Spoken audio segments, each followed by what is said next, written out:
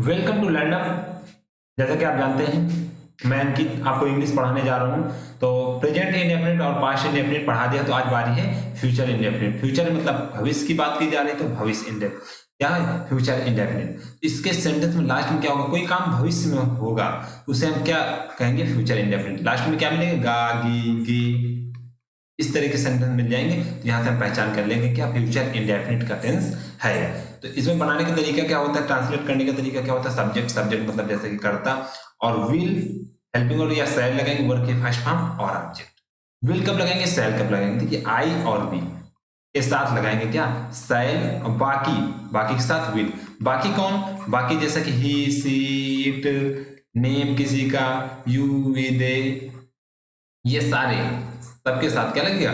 Will लगेगा। तो आई we के साथ केवल सेल लगेगा, बाकी के साथ विल लगेगा। चलिए देखते हैं। मैं कल कानपुर जाऊंगा। आई शैल गो टू कानपुर टुमारो। देखिए यहाँ आई के साथ शैल और वर्ब की फर्स्ट फॉर्म। अब कानपुर आने वाले कल को क्या बोलते हैं? टुमारो। ठीक है। वह कल इंग्लिश पढ़ेगा। लास्ट में देखिए गा रहा है, तो यहां से पहचान करेंगे फ्यूचर इंडेफिनिट का टेंस है। वह कल इंग्लिश पढ़ेगा, तो he will read English tomorrow. I hope यहां तक फ्यूचर इंडेफिनिट समझ में आया होगा। और चलते हैं इसके एग्जांपल देखते हैं, तो आपको बेहतर समझ में आ जाएगा। मैं एक पत्र लिखूंगा, तो आई के साथ शैल लगाएंगे और वर्ब की फर्स्ट फॉर्म। पत्र लिखना है, लिखने की इंग्लिश राइट आ लेटर। हम कल स्कूल जाएंगे, वी के साथ शैल लगाएंगे। गो टू वर्ब की first form, go to school tomorrow. तुम एक पत्र पढ़ोगे, तो यू के साथ विल लगाएंगे, विल रीड अ लेटर। उसे उससे पिता कल दिल्ली जाएंगे, उसके पिता कल दिल्ली जाएंगे। हिज फादर, देखिए यहाँ पर हिज फादर कोई भी हमने बताया था नेम, तो हिज फादर है वो, तो क्या लगेंगे? Will. His father will go to Delhi tomorrow. मैं इंग्लिश पढ़ूंगा, आई के साथ शैल रीड इंग्लिश। ये थे फ्यूचर इंडेफिनिट के अफर्मेटिव सेंटेंस। अब बात करते हैं निगेटिव की। निगेटिव जैसा कि पिछले 2 क्लासों में हमने बता दिया है कि नहीं मिल जाए कहीं, तो ये क्या होते हैं? निगेटिव होते हैं। इसमें क्या होता है? सब्जेक्ट और विल या सेल के बाद नॉट लगा देंगे, वर्ब के फर्स्ट फॉर्म प्लस ऑब्जेक्ट। देखिए हेल्पिंग वर्ब के बाद हमेशा नॉट लगेगा, चाहे पूरे टेंस में यही प्रक्रिया चलेगी।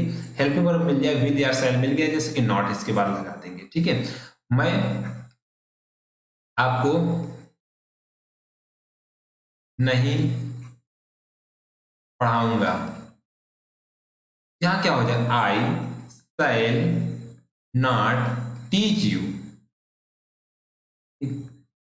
वह मैथ नहीं पढ़ेगा, तो ही के साथ विल और नॉट रीड मैथ। ठीक है। जहां तक समझ में आएगा, चलिए इसके भी एग्जांपल देख लेते हैं। तो लिखा है मैं कल अलीगढ़ नहीं जाऊंगा, तो आई के साथ हेल्पिंग वर्ब शैल लगाएंगे और not go to Aligarh. Aligarh tomorrow. क्या देखें? लड़के दिन में नहीं सोएंगे, वॉइस वॉइस के साथ विल लगाएंगे, विल नॉट स्लीप। सोने की English sleep in the day. In the day या ड्यूरिंग भी कर सकते हैं, यहाँ पर ड्यूरिंग द डे मतलब दिन के दौरान या दिन में। ठीक है।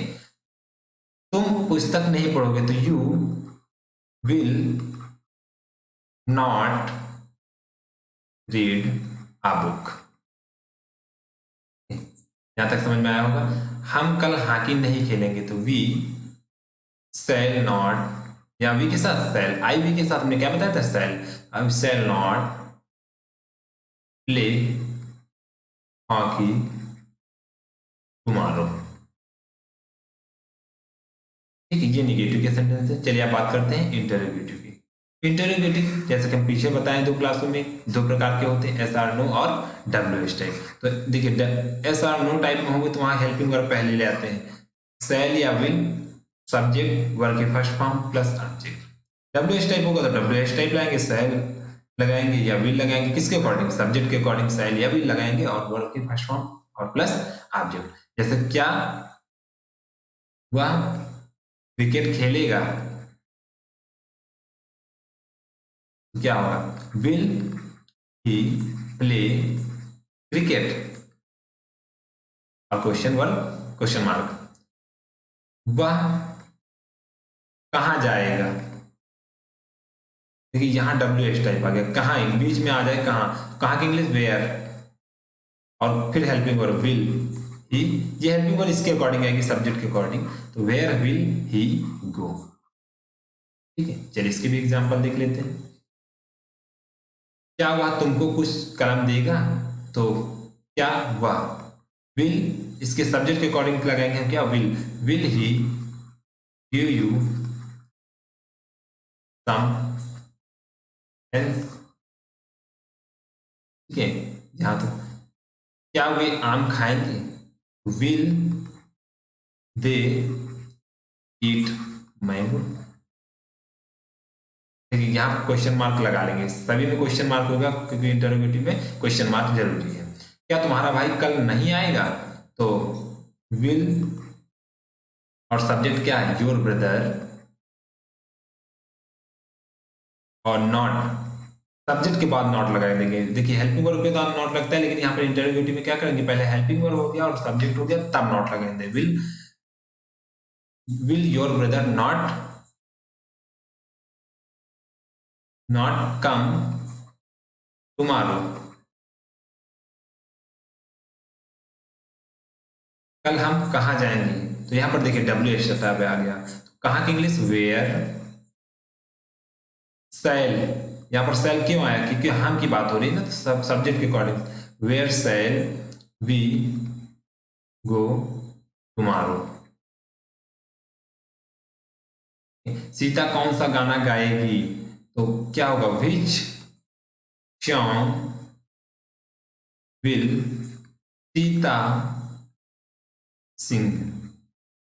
ठीक है, जहां तक था, थैंक यू फॉर वॉचिंग, मिलते हैं एक नए वीडियो के साथ।